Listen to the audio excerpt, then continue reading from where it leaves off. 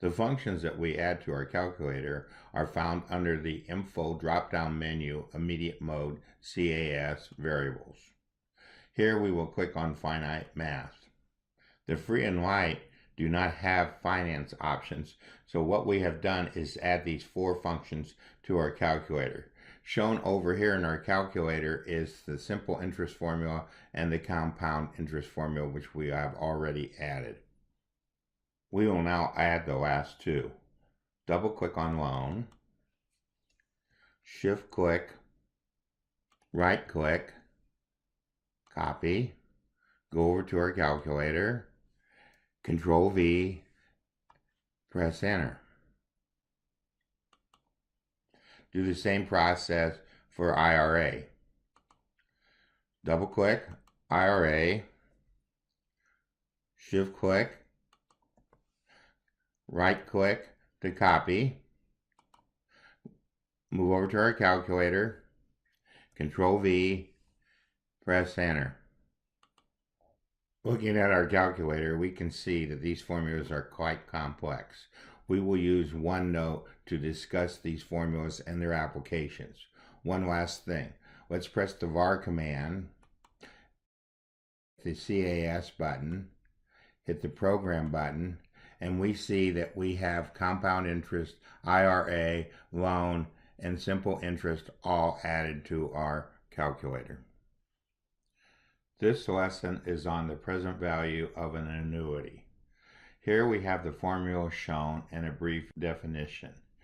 When we're working the problem out, we can calculate the present value given a payment, or we can calculate the payment given the present value. The HP Prime and Onenote work well together. We're able to document what's going on over here in Onenote, and with the calculator we are able to work out calculations that Onenote has trouble doing. Our calculator in CAS view was able to give us these two answers, which we wrote down here. So the present value was $21,196.28. The payment was equal to $566.14. When we tried to put this into Onenote, it did not give us any answer. So what we decided to do was calculate some of these values out. Going back to our home screen, we used it to help us come up with these values. First, we entered in rate over month. This answer turned out to be in scientific notation form, so we pressed the ABC key to transfer it over to 1 over 240. The next thing we tried to do was to work on this to the minus 60th. Since this was 1 plus this value, this turned out to be 241 over 240. Switching the numerator and denominator around and changing the exponent to positive, we came out with this number. We did not see where this would help us at all. The next thing we did was to take this whole formula expression and copy it into our calculator.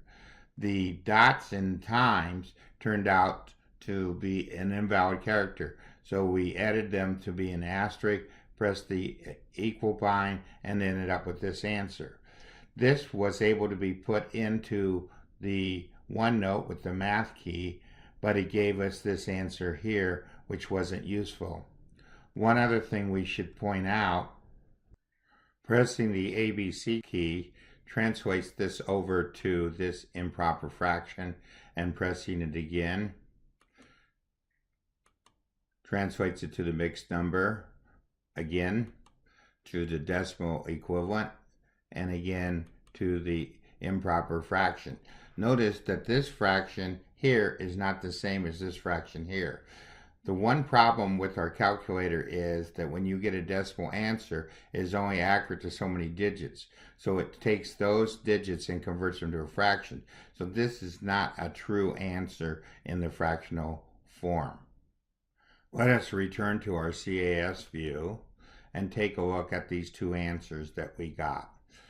To get these two answers, what we do is we use our var key, use our program button, and then select the loan formula number 3. we will enter in the parameters that we have to come up with these values. If you forgot what the parameters are, you can go to Shift, Mem, reverse scroll, View, go to the loan function, press enter, and you see that the loan parameters are present value, payment, rate, compound period, and number of years.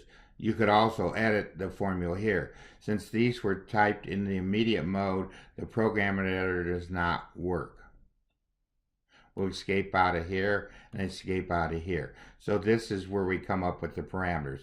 So to figure out what the present value is, we put the X in the first position. To figure out what the payment is, we put the X in the second position. Also, when we bring these up, we need to add a parentheses before we add this parameter list. Our last step is to take a look at how OneNote did this. So we copied over this expression into OneNote, hit the math button to put it into our assistant, and then went to solve for P, then inserted it on the page. When we inserted it on the page, we cut it to this part. It actually goes on longer. This concludes our lesson on present value annuity loan.